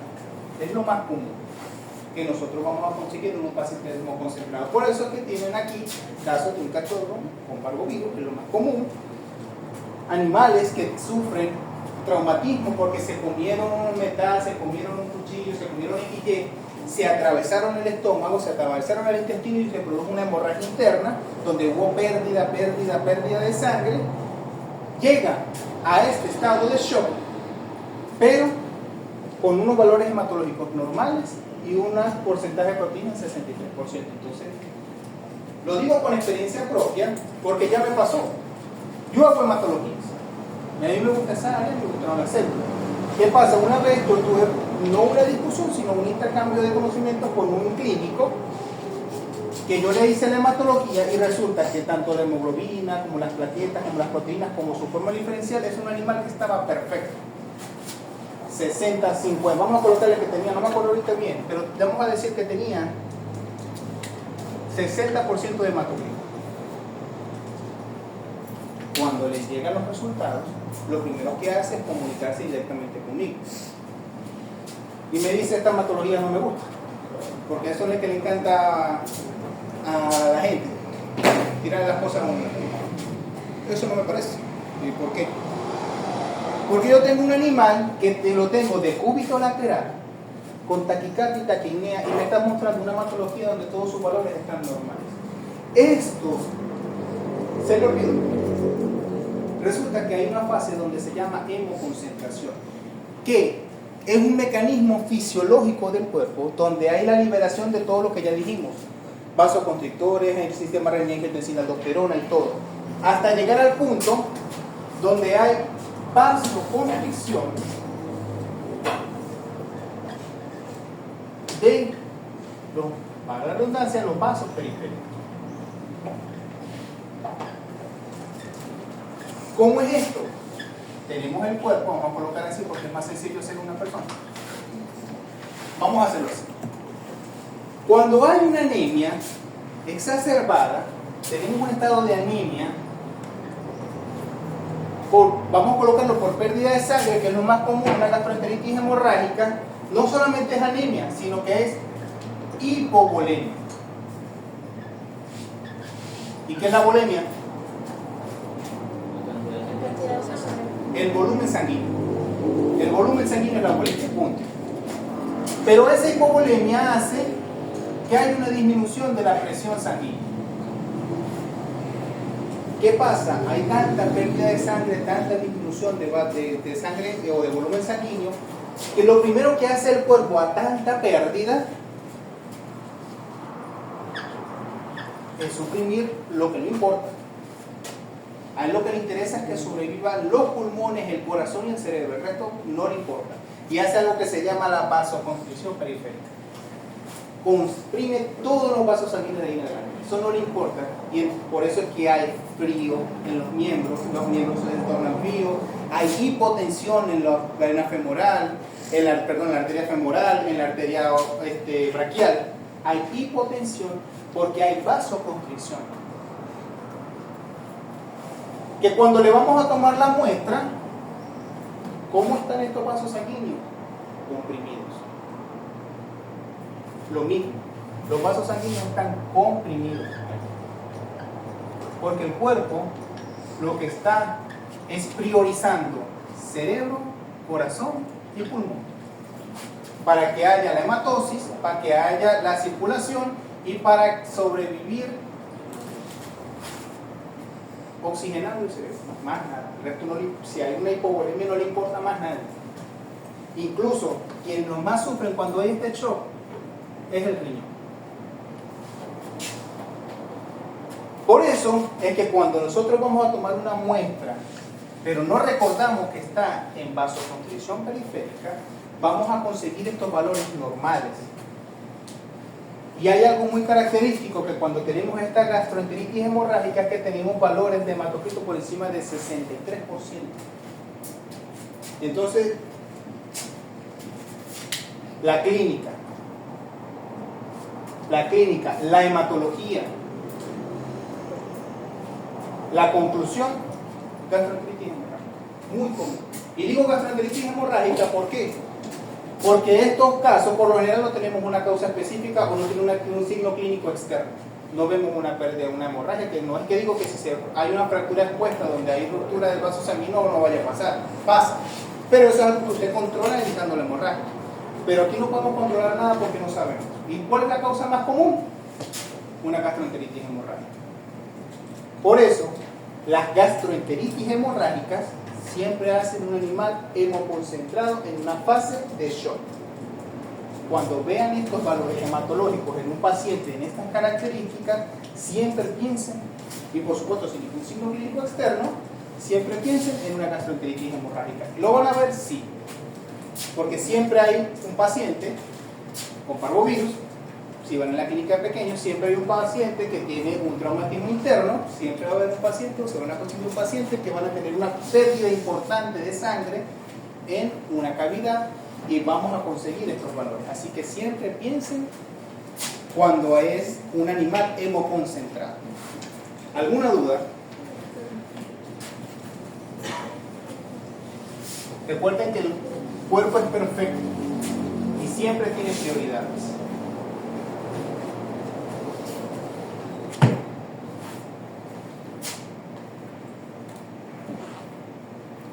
Por eso estamos acá. Shock hipovolémico. ¿Qué es lo que normalmente vamos a conseguir? A medida de que hay una pérdida de sangre considerable, básica, vamos a decir un menor de un 15% de pérdida de sangre, la frecuencia cardíaca puede estar dentro de lo normal. El electrocardiograma, que lo vamos a tocar cuando veamos un cardíaco, va a estar normal. La presión o pulso va a estar normal. El tiempo de llenado capilar va a estar normal. La frecuencia respiratoria puede estar normal o ligeramente elevada. La tasa de filtración glomerular también va a estar normal. El nivel de conciencia también va a estar normal. El gasto cardíaco y la reposición del volumen, todo va a estar dentro del rango normal, a pesar de que hay una pérdida de sangre, pero es algo que el cuerpo lo puede manejar. A medida de que hay un porcentaje más elevado, empiezan a verse otros cambios. Aquí empieza a aumentar la frecuencia cardíaca, el volumen, el tiempo llenado de capilar empieza a elevarse,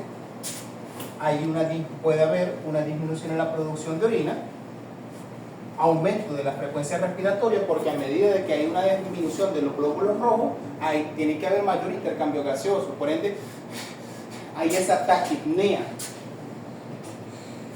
Por lo general, cuando hay cuando hay una pérdida considerable de un 15 o un 30%, lo primero que va a pasar es una liberación de adrenalina, de esas catecolaminas. Por ende siempre va a estar muy activo el cuerpo, entonces va a estar así como que me siento mal. Hay un aumento, un descenso del gasto cardíaco, porque ¿qué es el gasto cardíaco? La cantidad de sangre que escucha el corazón. Ajá. Eso es sístole.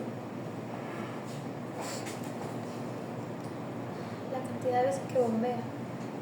Eso es frecuencia cardíaca. Tiene que ver con La cantidad de sangre que pasa por el corazón. En un minuto. Ajá. En un minuto. Ese es el gasto cardíaco, que por lo general es el volumen sanguíneo total del cuerpo. Si estamos hablando de las personas, 5 litros. Pero ese es el gasto cardíaco. Entonces, cuando hay una pérdida de la volemia, siempre hay un descenso de ese gasto cardíaco. Y la reposición puede ser por cristaloides o coloides. En este caso, lactato, por uso fisiológica. Ya pasamos un 30, un 40%. La frecuencia cardíaca empieza a aumentar, porque si hay una liberación, una pérdida considerable, lo primero que va a hacer es aumentar la angiotensina, la aldosterona, la adrenalina, y va a aumentar esa frecuencia cardíaca, porque si hay una disminución de las células, por lo menos que vayan más rápido. Por eso aumenta la frecuencia de contracción, va a haber hipotensión, pero a nivel del electrocardiograma. El pulso va a estar débil porque empieza a haber vasoconstricción periférica. Va a aumentar, por supuesto, la frecuencia respiratoria, va a disminuir la tasa de filtración glomerular y va a empezar a sentirse confuso, porque entonces el cerebro empieza a recibir menos cantidades de oxígeno. Por eso es que cuando hay una anemia, siempre nos vamos a sentir débiles, porque no hay esa demanda de oxígeno, no hay respuesta a esa demanda de oxígeno, entonces siempre vamos a estar así, como que no quiero hacer nada. Igualmente pasa con los animales, lo que llamamos la intolerancia al ejercicio. El gasto cardíaco, por supuesto, sigue siendo bajo, y igualmente tiene que ser la reposición con cristaloides, coloides, pero en este caso puede ameritar la transfusión. Ahora, por encima de un 40% ya empieza a bajar todo, 140, hipotensión severa, casi ausente el pulso, por encima de 2 ausente el tiempo de llenado capilar. Aquí podemos nombrar que puede durar hasta 8 segundos el tiempo de llenado capilar. La frecuencia respiratoria por lo general por encima de 40 respiraciones por minuto. Aquí entramos en una fase de anuria. No hay producción de orina, porque el cuerpo produjo vasoconstricción de las arterias renales, vasoconstricción de las arterias afrentes, por eso no hay filtración glomerular. Él pasa a un estado de estupor. El estupor es un estado así de que ya no quiere hacer nada, de donde no puede hacer nada. Eso es un estado de estupor. El gasto cardíaco, por supuesto, es muy bajo, y en este caso ya no tanto es la reposición de coloides, sino que aquí sí amerita una transfusión sanguínea. Esto es básicamente el shock hipovolémico.